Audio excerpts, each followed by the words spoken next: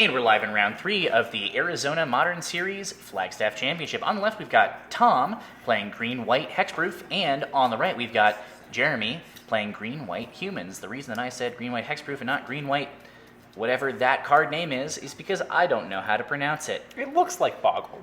See, it looks like Bogle to me. But I say Bogle. Right, yeah, There's yeah. two G's. Right, yeah, exactly. Well, there's one G. There's a 1G? Yeah, it's 1G. There's 2G in like the dice game Boggle. Sure. The dice word game Boggle. And they joke about it in the Ultimate Masters reprint of the card. The flavor text is a joke about like how do you pronounce it? You won't be able to catch it anyway. What fun! You know? Yeah. So yeah, we've got turn 1 Bogle and turn 1 Cavanagh Souls on Jeremy's side, and Tom has got a Daybreak Coronet in hand, and Jeremy has no turn 1 play. So, like, Tom can just kind of do whatever he wants here, and Jeremy is not going to have a lot of recourse to stop it. He is not playing any mainboard enchantment hate. He is not playing anything that gets around hexproof. He, I guess, just has to hope that Tom has a little bit of a slow start, and it looks like does he have a second aura? If he has second or a third land, I think Tom just wins, like almost immediately. Especially if he's drawing a card off each of those. Right. Yeah. But I mean, it's possible. Like you know, Bogles is the deck that loses to itself the most in Modern. Really? Yep. And for those of you who've been watching our other videos of this tournament, we see the Winter Horizon Canopy from Jeremy's snowy. Altered series. Yeah. All right, we got Valia puts the brakes on this. Okay, yeah, that's if I had to pick a card to see, I was just talking about how he has no mainboard hate. I am just wrong. I forgot how hateful Thalia is in this matchup. It's so good. Slows it down quite a bit. I mean, Jeremy's not doing anything. Yeah, which might cause bigger problems. But if like Tom is hurting for auras and has to pay 1 more to cast every single one, you know, that's It's not nothing. Right, them's the breaks. That's a rough situation to be in. We just threw so many platitudes at this situation. You're right. I realized that as I was saying it, and I realized that doesn't really make sense. But you know what? It took him a minute to decide on that fetch land, so I got to say something. You know? Yeah, we could re-record this, but no. Right. Yeah. Leave it in. All right, and we got fetch basic forest. That's another nice thing about Bogles. It's just so there are some 2-color decks that will just like occasionally get blown out by Blood Moon. Yep. The amount of times you have basic planes in Bogles is pretty substantial. Like, you know, it's just fine. You see a ton of cards, and you play a pretty straightforward game. Right. Yeah. Very straightforward. So straightforward, in fact, that it's a problem sometimes. But, oh man, my favorite thing in the world to do when I was playing Infect was. In response to a Daybreak Coronet, or not even in response to a Daybreak Coronet, they attack with something with a Daybreak Coronet, you kill the other thing, and that felt great. Just send it in a 1/1 then? Right, yeah, exactly. Cool, I will block that with my my 2/3 buff with a Pendlehaven or something. Sure. You know, not a big deal here, but looks like we got a 1-mana enchantment of some variety. Yep, Rancor, there we go. Original printing, the one that they made the original mistake with. Which was? I think it was supposed to cost 2 mana. Oh, was it really? Yeah, it wasn't a misprint or anything, but it was like, I think it was someone changed the design file or something. There's, you know. Yep.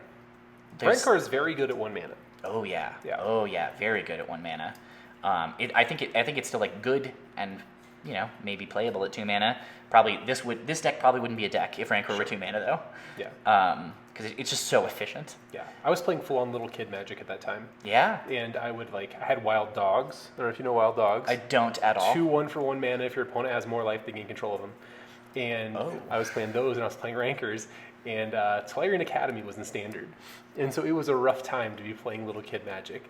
But I enjoyed myself a little bit, yeah. Okay. It was nuts.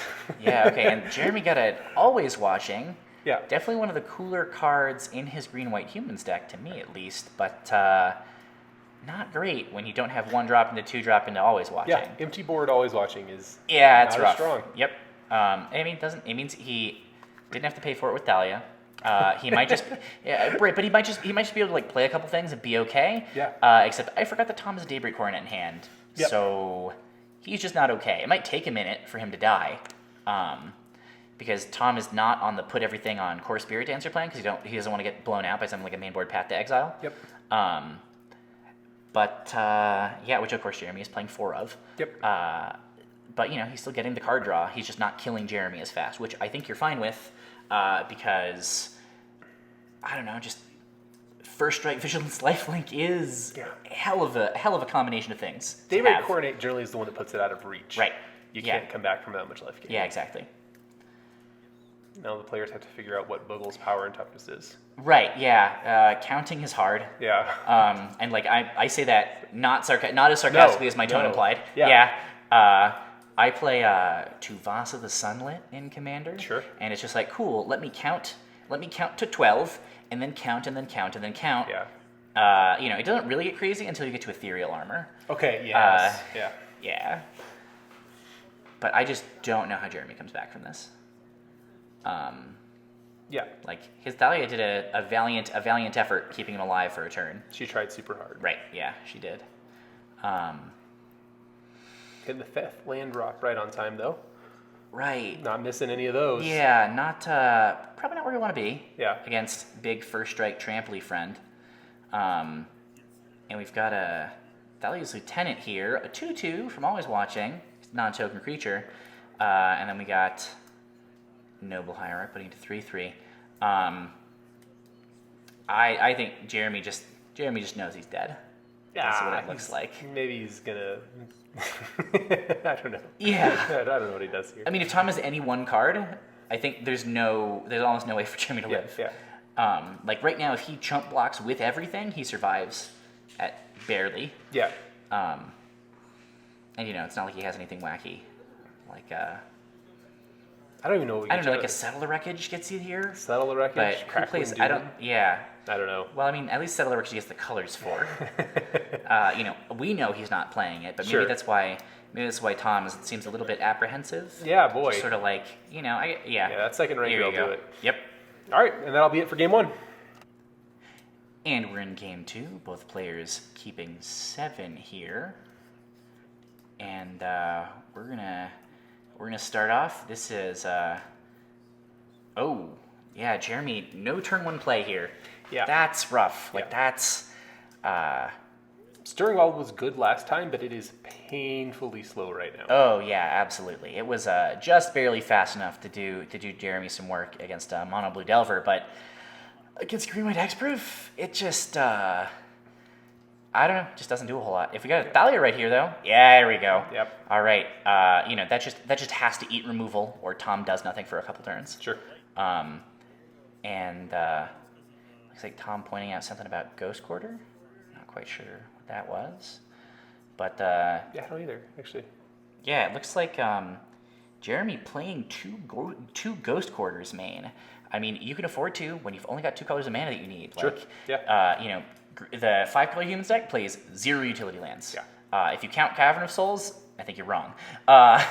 It's like, you can't do anything with your lands other than cast creature spells. Sure. Jeremy's got a little bit of extra play. I guess there's no reason to like board them out or anything. Yep. So you just might as well. Jeremy taking the trade with the Thalia for the Hyena Umbra. Yeah, usually that means I have a second Thalia in hand. Or it means I have a Spellskite and the rest of these R's are useless. Which he slammed pretty fast.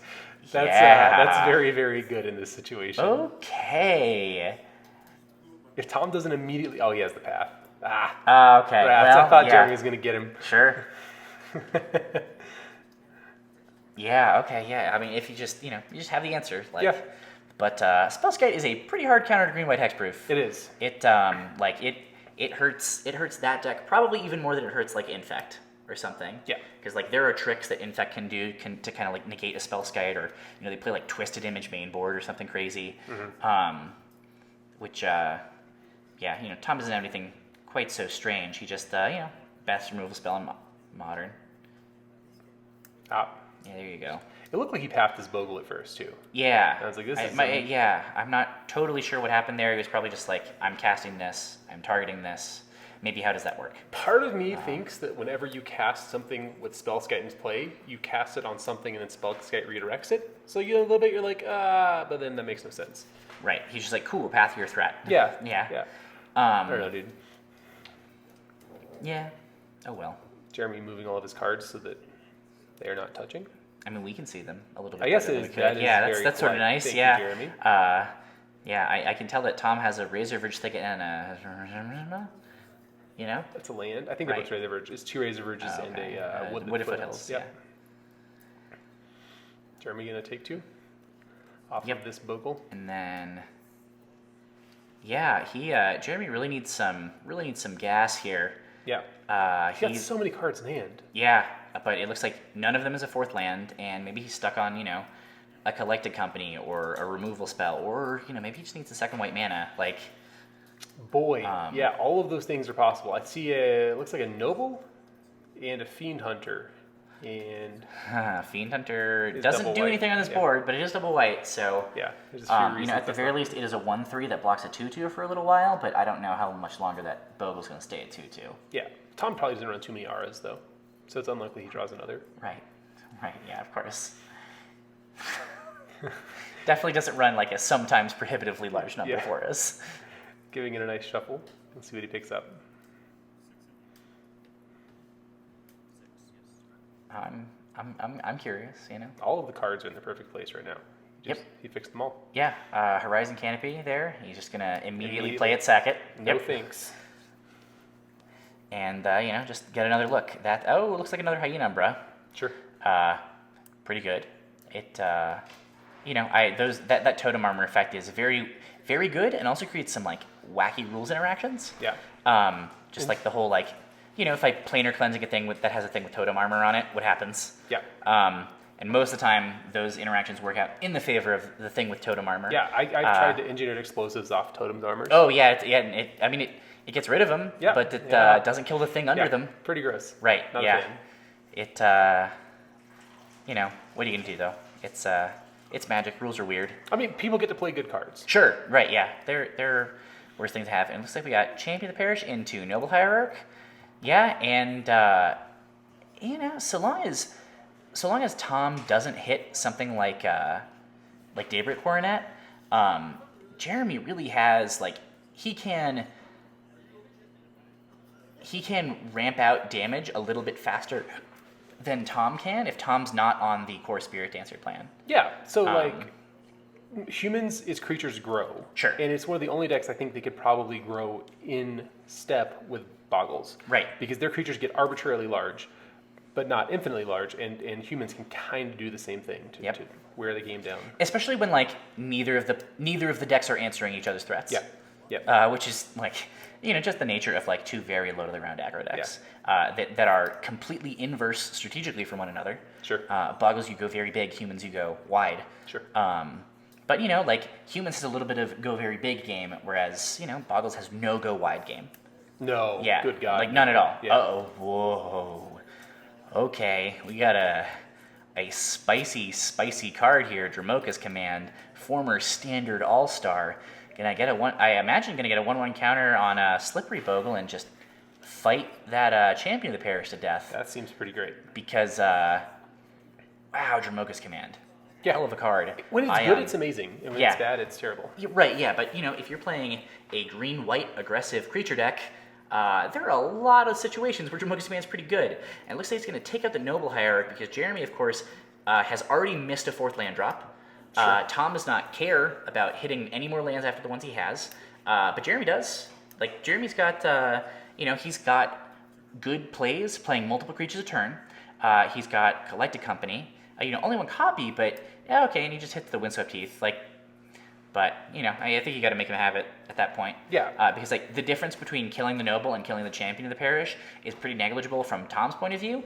It's not from Jeremy's. It really closes down the lines he can use to win the game. Right, exactly. Yeah. But it looks like Jeremy's going to be able to Fiend Hunter a core Spirit Dancer. Yep. Here. That Fiend Hunter been stuck in Jeremy's hand for a little while.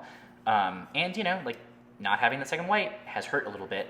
That's also, I think, why Tom killed the Noble Hierarch. That just, makes it even a little bit more powerful and precise of a play. Sure. But I don't know if Jeremy does anything other than that. Oh, looks like we're just on a slightly different plan. Jeremy's just gonna try to beat down. That's where he is. Looks like he just gonna bump his champion of the parish to a 4/4, and looks like he's got another noble hierarch. Yeah, make it a 5/5 hit for 6. So I think it's a good play. It's pretty aggressive. The problem is that like Tom is hurting for gas right now, and he is just gonna refill on that Core Spirit Dancer. Yeah. So if Jeremy doesn't have anything like Path to Exile, I'm not sure I would like being him right now, because Tom is just gonna Rancor, get Trample on his guy, and then, if he can flip into a Daybreak Coronet, that's just game over. I don't think, like the odds are small but not unimportant, because that's just a win the game kind of card against an aggro deck that has few answers. But ouch. Not having the Vigilance is also pretty relevant here, just because all of a sudden that Champion of the Parish could be a 9/9 or something crazy. That Champion of the Parish by itself can easily become a 2-turn clock. Yeah. So I think that's kind of the thing that Jeremy is balancing and that Tom is balancing. It's why Jeremy didn't attack last turn. Is that if Tom just didn't see another thing, his champion's just bigger. Yeah. And stays bigger. And I'm a little scared of letting the Core Spirit Dancer draw you too many cards. Yeah. I feel like you can get a little bit buried if that happens. Yeah, looks like Jeremy's gonna sponge up 2 of that damage off of the Slippery Bogle, which, I guess forces Tom into... he's a 2-turn clock either way, so I'm not sure if that helps too much. But yeah, Jeremy definitely on the back foot here, but I don't know that he had to be. I think Jeremy's been on the back foot for some.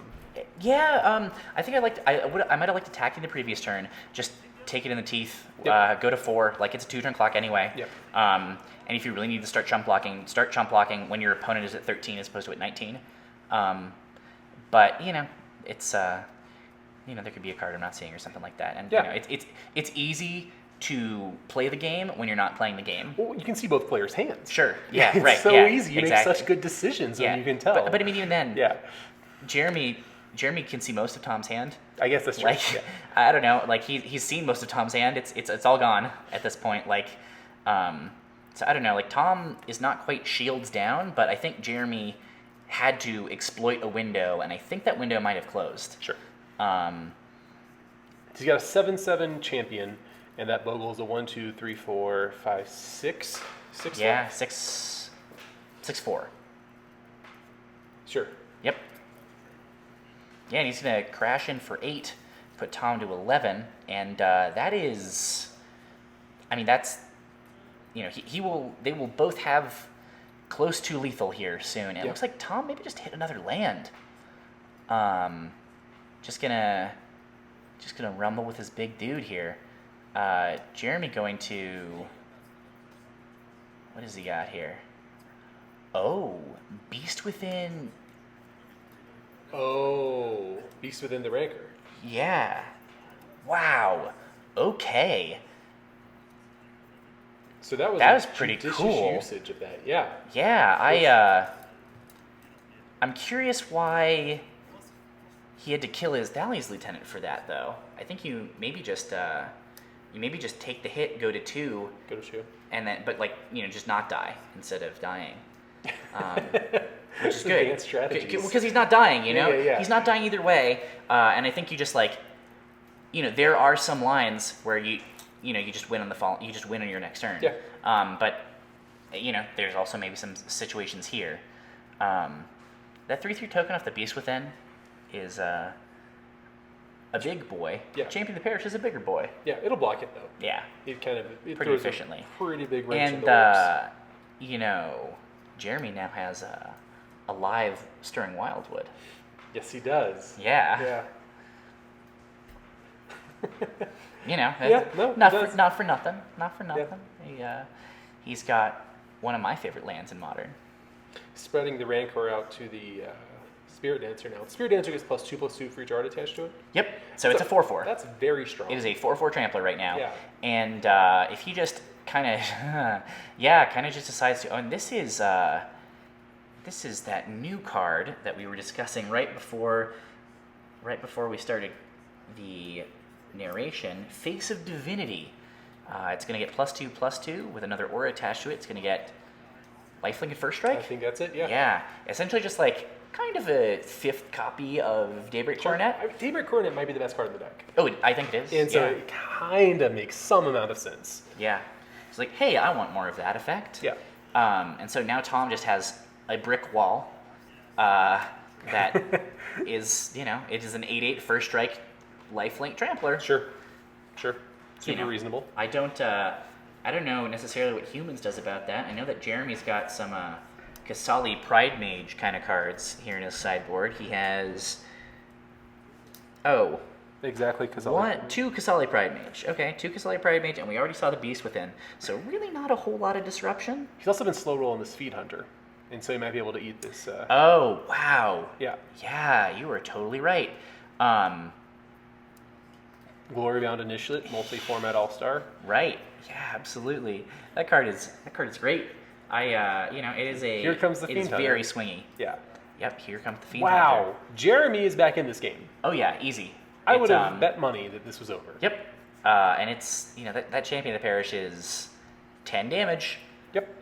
It's not quite lethal, so that's rough on him. But like Tom can just it's just bigger than anything Tom has, and then like anything that Tom could easily assemble. Sure. Like it's going to take resources to do that, and just with that Fiend Hunter, we are back in it. It looks like Tom getting rid of the auras, but exiling the Core Spirit Dancer. Yeah. And Jeremy just shields up.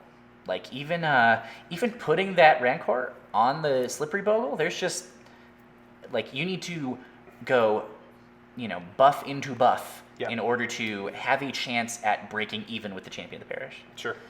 And if you break even, you win probably. But man, this is I don't know. I don't think Tom was being greedy going in on that Core Spirit Dancer. He didn't know that Jeremy had the Fiend Hunter, of course. He was so disciplined for so long, keeping that Boggle popped up. Yeah. Yeah, exactly. Yeah. And it kind of turned into a race where who has the biggest creature. Sure. Spirit Dancer gets really big really fast. I can see why you do that. Right. And then, but it also, no hexproof. Yep. But, and we got Windswept Teeth finding Dryad Arbor. I think that Dryad Arbor is going to be in chump block mode. I would guess so, yes. Yeah. Dryad Arbor, of course, the favorite to save you from Liliana the Veil minus. You get blown out so badly. I get, oh my gosh. Yeah, and do you think you attack? He doesn't attack. I don't think you attack. Oh, there's no way. Yeah. He's got a Rancor in hand. I think he'll land. Yeah. There's like, if he top decks Ethereal Armor right now, he's in a good spot. Okay. I think like Jeremy can throw his big dude in front of him and then just go to 5. I think. I don't know. Math is hard. But like, not a great position to be in if you're Tom. Almost any other draw isn't good enough. Yeah. Yep. And Jeremy's used some number of his Thalia's lieutenants too. Yeah, I think they're one of his best tools to kind of get wide and get power and toughness on the board. Sure. Yeah. Well, I mean, just like they buff. They just hit everything. There are few cards as good as Thalia's Lieutenant for any tribal strategy. Sure. And Tom really doing some math here. I said a second ago, math is hard. This matchup is all math. Yes. This matchup is plus this, minus this, plus this. Yep. And you have to take a small guess. Right. And what they're going to draw. Yeah, exactly. Because both players can pretty drastically change their power on board with any draw step. Yeah, and it's it looks like we may just have Where's this Rancor going to land? That's what I'm curious about. I'm curious if you're trying to are you trying to go on a go wide kind of plan, and like if Jeremy attacks with a Champion of the Parish, you chump it with your Dryad Arbor and then try to get some damage through in other ways. Yeah. But I think you just slam it on the Bogle, or maybe you just don't play it this turn. Like there are so you're not going to be able to block the Champion of the Parish anyway. Sure. But playing a Rancor on another turn is maybe a Core Spirit Dancer trigger, or maybe your opponent forgets that you had it, or there's maybe just no benefit to playing it right now. Sure. Tom's got 6 lands. That is casting every card in your deck. And when I say every card in your deck, I don't mean any card in your deck. I mean you can just play like a chunk of your deck for 6 mana. And it looks like Tom's maybe kind of thinking the same thing. Yeah. He's very hesitant here to just play the Rancor. Whereas like most of the time in the Bogles deck, you're just like, yeah, I slam an aura, slam an aura, slam an aura. Yeah. But right now there are... Okay. Yeah, so I think he might be on that. I either take, if Jeremy doesn't buff the Champion of the Parish, you maybe just take it in the teeth. And, interesting putting it on the Dryad Arbor here. I think he's trying to get to a place where any 2 attackers are lethal. Right. So that if Jeremy ever attacks out, he can force an attack through to kill him. Yeah, exactly. I think that's where he's at as well. That beast token there, that little 3/3 die. I definitely should have given them a token for this. Oh well. And there's another Rancor. Okay, yeah. That Well, that blows my theory out of hell. Sure. That's not. All right. Is he just going in? Not quite. Okay, so it looks like he's expecting to lose a Hyena Umbra to a big block, and then force Jeremy to either trade the Fiend Hunter for the Dryad Arbor, or trade the Glorybound Initiate for the Dryad Arbor and taking 2 damage. Okay, Sure. Yeah, trading the Glorybound Initiate and 2 life for the Dryad Arbor. And I like this line. yeah, it seems pretty good. And it looks like Jeremy just not going to give Tom the... Okay, yeah, he's just going to take it. He's going to take 4 here, I think. I don't know. It seems like he's valuing the token and the Dryad Arbor more highly than the Hyena Umbras. Okay, And yeah. preferentially getting those off the board. Yeah, and is he blocking the... Yeah, he's blocking with the Fiend Hunter here. Yeah, So here comes that core Spirit Dancer, and he can turn that into 2 more cards right now if he wants to. Right, yeah, which I think you just do. Because like Jeremy's tapped out, there's no way you get blown out on it.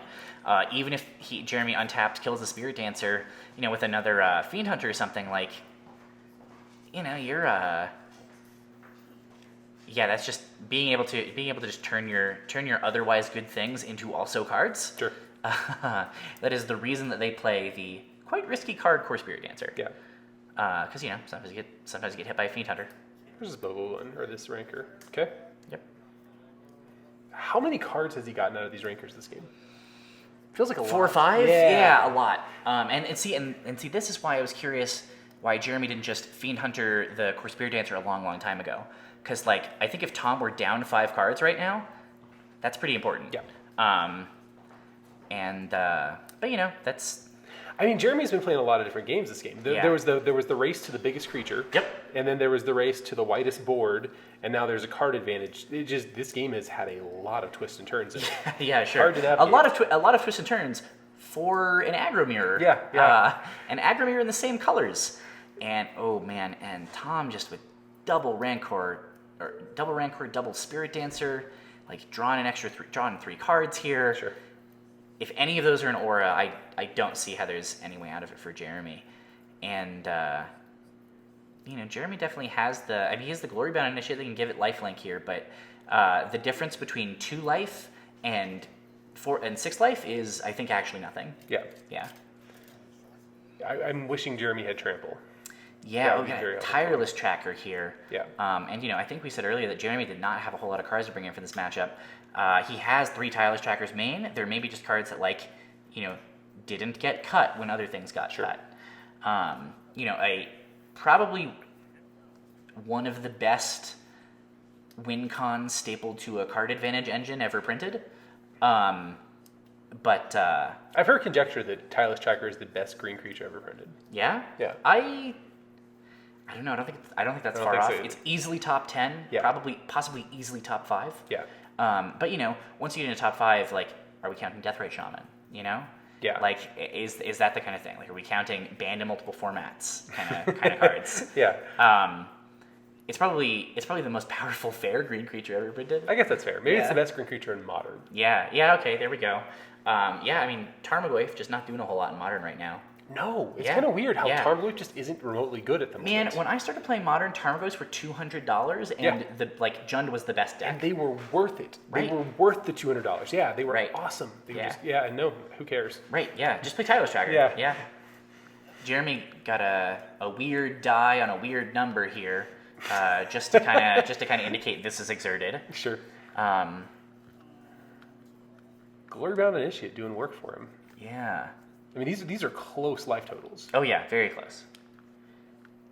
Yeah. That is a big Bogle, though. It's a 1, 2, 3, 4, 5, 6, 7, 8. 8, 6. 8-4. That is an engineered explosives. Are you? This is heresy. If Bogles wins by casting an engineered explosives on 1, I don't know what to make And of the then world. detonating it, and Yeah. then getting your Rancors back, putting them on. Drawing 2 cards for your trouble. Oh my god! And then putting them on a Core Spirit Dancer. Yeah. Wild. Cracking a clue. Wow.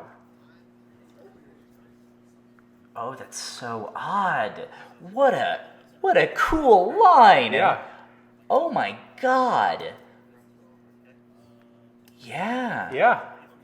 Yeah, just attack for All of it. a bunch. Like you're forcing. I think Jeremy lives, but he has to chump block with that Tireless Tracker. He gets into and a bad still spot. takes damage. Yeah. Like he takes. So it's 8 coming at him right now. Yep. If Tom puts just both on a Spirit Dancer, which is like where you want to be. You just Yeah. force him to lose the game or lose the game next turn. Either lose the game or have no creatures. Right, And that's yeah. essentially losing the game. Yeah, and it And what looks is- like he's a little worried about Yep. something. Oh yeah, and That's that the interaction we were game. talking about earlier. Yeah, exactly. Yeah, and the Engineer Explosives working out in the 1-drop deck's favor. Yeah. It's crazy. He just 4-for-1'd himself and ended up ahead on cards. Oh yeah, like a lot ahead on cards and winning the game. Yeah. Yeah, this is I mean, this is there's no way Jeremy survives this. Like, No. He doesn't have anything like, oh, and his Glorybound Initiate doesn't untap. Yeah, because I was thinking like, does he, if he had like a Brave the Elements or something? But even then, Tom's got creatures of different colors and If Tom attacks that Boggle there, Jeremy just dies. oh, But he still probably dies, but he Right. extra dies. But yeah, stand back to block. yeah, huh. Advanced. Yeah. Oh well. I like once you get caught up in all the math of it all, like I didn't see that. You know? Yeah. And I'm like watching from 10,000 feet. Like. Yeah. Yep. And that's it. That's all we got. All All right. right. Yeah, that'll do it for Game 3. Green White Hexproof versus Green White Humans.